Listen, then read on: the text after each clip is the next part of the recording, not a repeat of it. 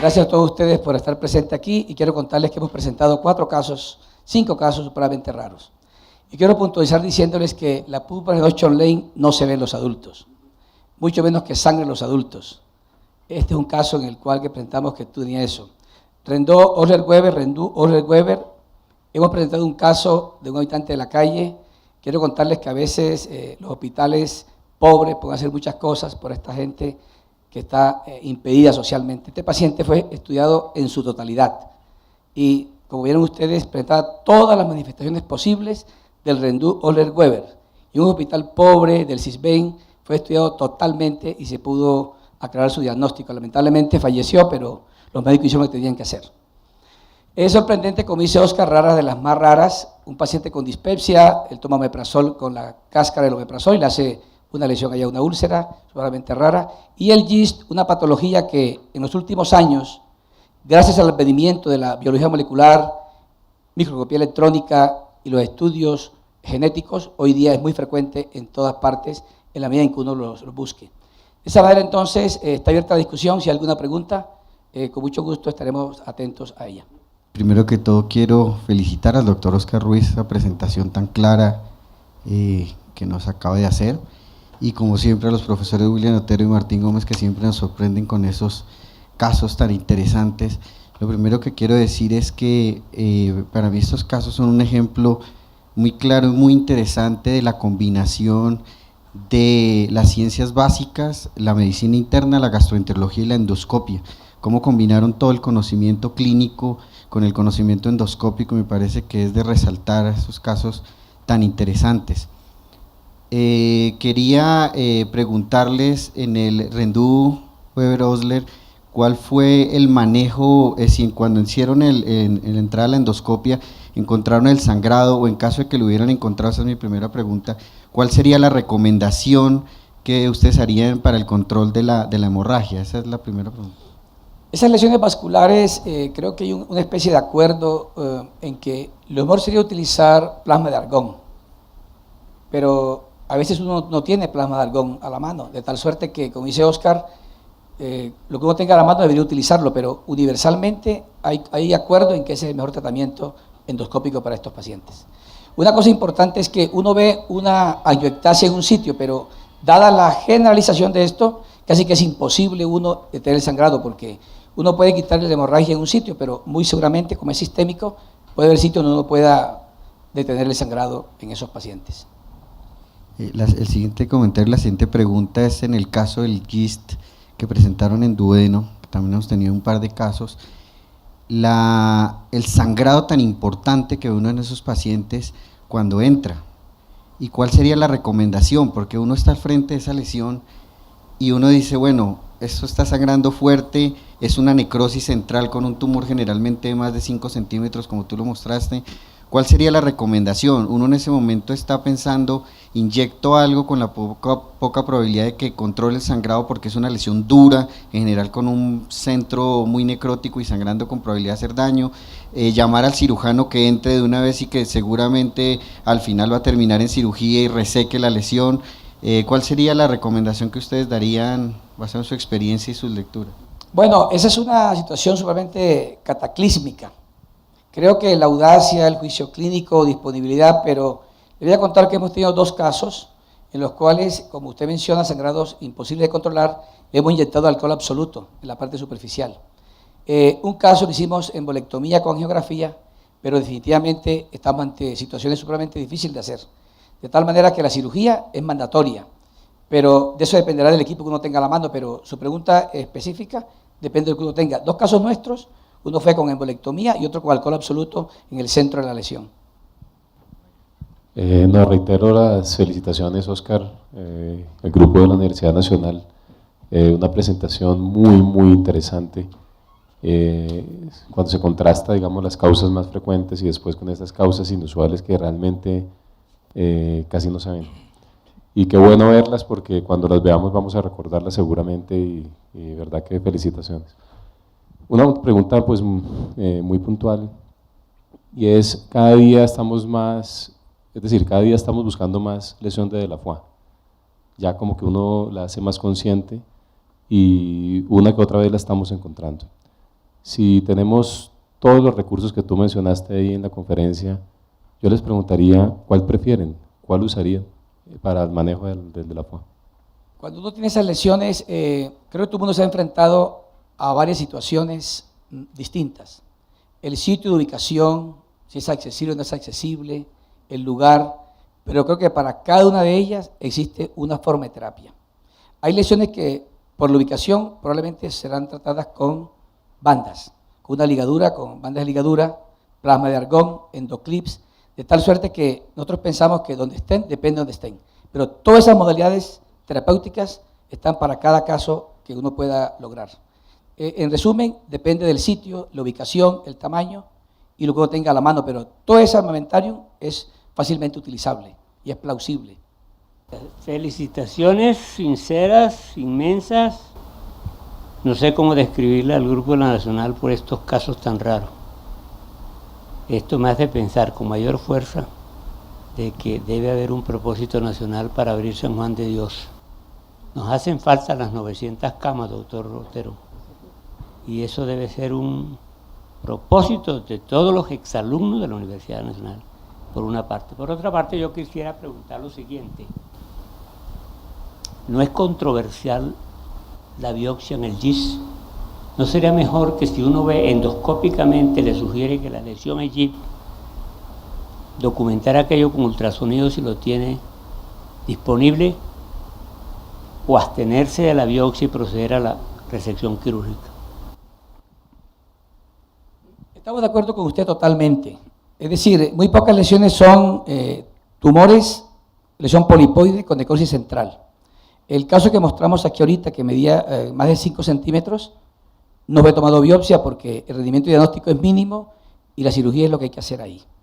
De tal suerte que si está en el estómago, es pequeño, pues sería la ecoendoscopia para mirar la profundidad de la misma, pero esa controversia sigue y es más, se ha discutido incluso que uno puede romper la cápsula del GIS y diseminar el tumor.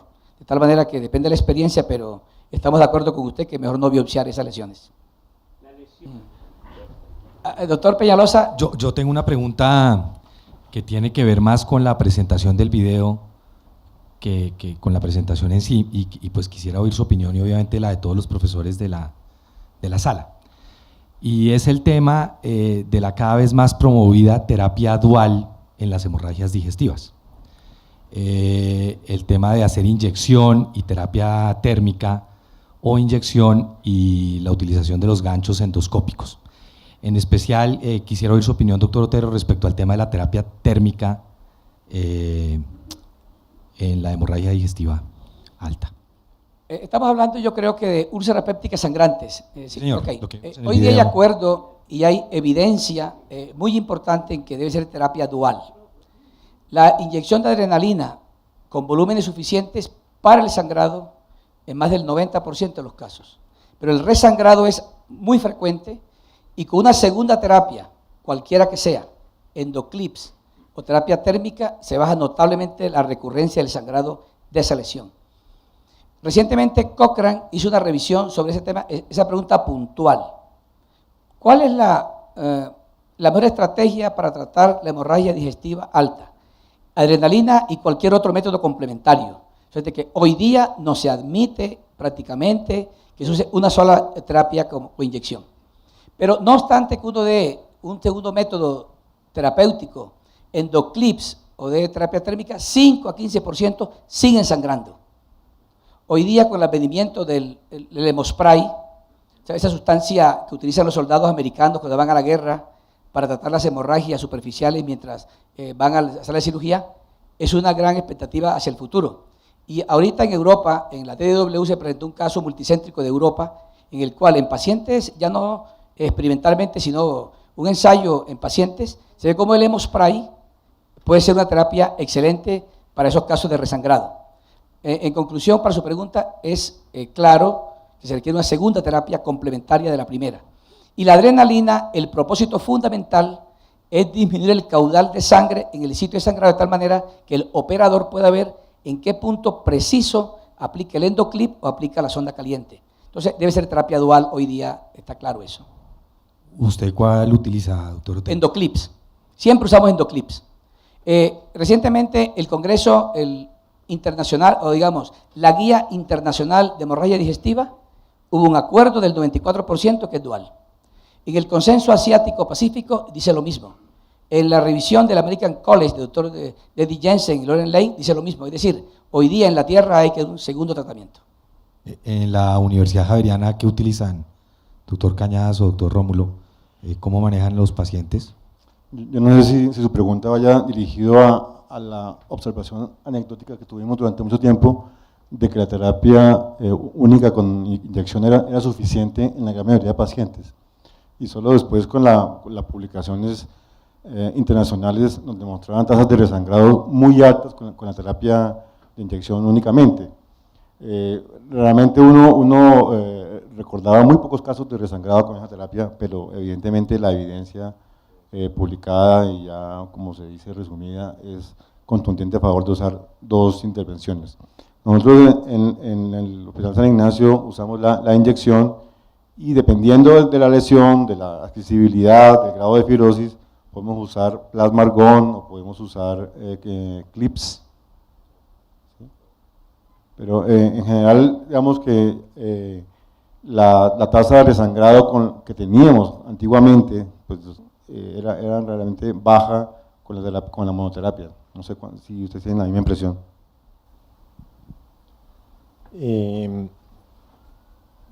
Digamos que sí, la evidencia es contundente en ese aspecto.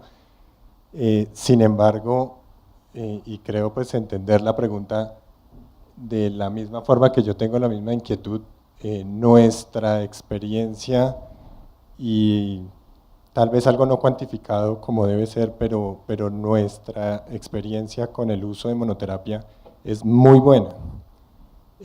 Por lo tanto, y basados en esa pregunta y en que pues, nuestro sistema de salud no es muy amplio en esas otras alternativas y son alternativas costosas que no están altamente difundidas, precisamente basado en eso estamos intentando revisar esos años en los cuales veíamos que la terapia de monoterapia era una terapia efectiva y queríamos ver realmente cuál es el resangrado real que tenemos nosotros comparado con más del 20% que hablan en esos metaanálisis y en esos consensos internacionales, para saber si nosotros, ya sea basado porque nuestros pacientes son diferentes o porque nuestra experiencia con terapia única es diferente a la que usan en esos otros estudios, podemos decir que nuestra terapia única es más efectiva que lo que se habla en esos consensos. Entonces, por eso estamos intentando hacer esa revisión de los años anteriores. No sé si basado en eso era el comentario. Yo estoy moderando, ¿cierto? ¿Estoy moderando yo? Ah, bueno. Entonces, yo quiero comentar, dice el doctor, y he dicho los colegas sobre la monoterapia. Quiero contar que nosotros somos defensores absolutos de la monoterapia. No somos pobres, vivimos lejos, no tenemos terapias complementarias y revisamos profundamente el tema en varias ocasiones y durante mucho tiempo estuvo claro que dependiendo del volumen que uno inyecte, eso impacta con una variable de desenlace. Pero segundo, los estigmas de sangrado que anuncian que haber un resangrado es lo que creo que es lo que ustedes tienen como experiencia. Es decir, cuando uno ve un vaso visible, eso es todo un espectro de lesiones. Puede estar en un borde del vaso, en el centro del vaso, de tal manera que cuando uno tiene muy pocos pacientes y en un centro grande tenga muchos pacientes, no alcanza a ver la diferencia entre las terapias. Pero cuando hay poblaciones grandes, por supuesto que se alcanza a ver esas diferencias porque el tamaño de la muestra es el que permite decir eso. Pero yo creo que si alguien no tiene una terapia complementaria, pasa lo que pasa en la vida. Usted con su novia va al cine y no tiene nada más que hacer. Pero si tiene una terapia complementaria, debería usarla. Ahora, depende del estigma. Porque si hay un sangrado pulsátil en jet, ese sangrado se para con la adrenalina y muy seguramente vas a resangrar, no 100%, pero sí más del 20%, que es lo que se refiere. Y cuando hay muchos pacientes que tratemos nosotros en nuestros hospitales, ese 20% no lo alcanzamos a ver. Eso creo que es problema del tamaño de la muestra. Bueno, el argón plasma para la úlcera sangrante no es tan bueno como la sonda caliente o coagulación multipolar. No sé si están de acuerdo con eso, esta aseveración así tan fuerte. pero es la sonda caliente o multipolar, porque el problema de algunas presiones muy superficiales. Una arteria que mida más de 0.7 milímetros es muy complicado para el sangrado con una cosa que no sea una sonda caliente. Y los endoclips, cuando la presión arterial media sube de 90, hay que usar un triclips, porque experimentalmente no es capaz de vencer la presión arterial media de esos sangrados. Pero yo creo que cada cual en su centro tendrá su experiencia y ustedes podrán decir eso, y creo que eso es válido también. Sí, doctor. Doctor Otero, ¿ustedes siempre usan primero la infiltración y luego el clip, o a veces lo hacen al contrario? Y hago la pregunta porque algunos profesores encuentran que cuando se hace la inyección primero, la colocación del clip puede ser un poco más difícil. ¿Cuál es el concepto suyo al respecto? Yo creo que depende de la lesión. Si hay una lesión con un sangrado en jet y uno no puede ver de manera exacta dónde está el sitio, creo que la inyección es excelente. Usted tiene toda la razón. Si uno inyecta unos volúmenes muy grandes en un vaso visible, es posible que hace tan grande el abón que el clip no alcanza a coger el sitio del sangrado. De tal suerte que en ese momento depende de cada situación específica. Si usted ve que la lesión, usted cuando, con su experiencia, usted va a optar por una o la otra. Vi en el video de la American Society Endoscopy, Endoscopy, que Mallory Weiss descarros nosotros hemos tenido también. Y cuando le hemos inyectado adrenalina primero, no podemos poner el endoclip.